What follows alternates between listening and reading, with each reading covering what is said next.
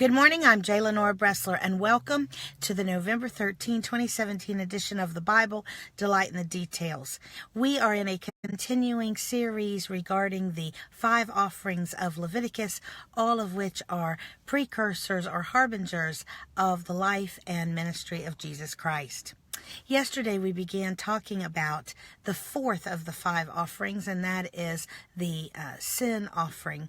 And we said that sin is not just the intentional open rebellion against God, but it is also what this offering is clearly designed to address, and that is the unintentional sins, the unintentional failure to hit the mark that we all do as human beings. When we fail to be like God, when we fail to meet His will and His glory.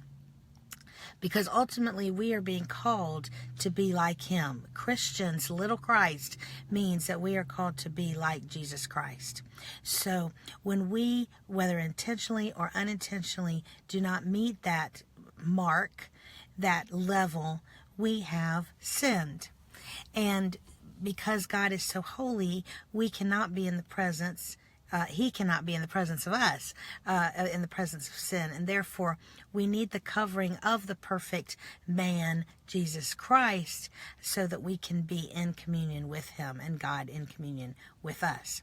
Now, the one other additional detail I wanted to bring out about this is that here there is a division based on your status and in what capacity you sinned. For example, it starts out with the priest. If a priest has sinned, and it says in Leviticus 4, and thereby has brought guilt and sin upon the entire congregation, that is an important thing to realize, that when we sin, we bring sin and we bring shame upon others. We who are leaders, and when we are acting in a leadership capacity, be that in the family, be that in organizations, etc., there are consequences to that sin. There are consequences to people. There are consequences to organizations. And we need to recognize that means, when you not only do something that hurts yourself, but also puts other people in bad position, that is sin as well. That's sin for you as well. So we need to understand that our actions and inactions do have consequences. But here again, there's a great way of making it right. We can go to God and we can confess our sins. Now, there's also, in addition to the priest, there is when a whole entity, a whole organization, in this case, a whole nation, sins. And then the elders are the ones that are to go as representatives of the entire nation. And even if maybe they themselves were not involved in it, they are still the representatives, and they're the ones that bring the offering and participate and make it right for the larger group. And then we have people who are just regular worshipers, regular people who are in their individual capacities. Each of these different statuses are addressed, and there are different levels of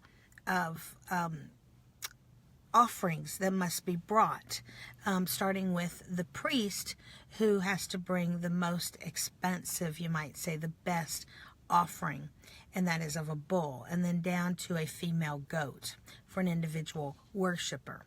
And this, I think, is God reminding us of the burden and the responsibility of leadership, and how leaders need to be so terribly careful as best we can, so that we don't even inadvertently bring those people for whom we have responsibility into any kind of unpleasantness or difficulties because of us. The other thing that's interesting here is that there is, in addition to getting right with God, there is the need to have restitution. And there's a additional 1/5 of whatever it is that needs to be returned.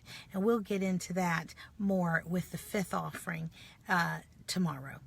So let us remember that we're not here by ourselves. As John Donne, the great English poet, would say, no man is an island, and what we do affects others. Let it be to bring them blessings and not to get them entangled in discouraging and unfortunate situations because of our failure to meet the mark. I'm J. Lenora Bressler. Visit me tomorrow on the next edition of The Bible, Delight in the Details. Have a great day.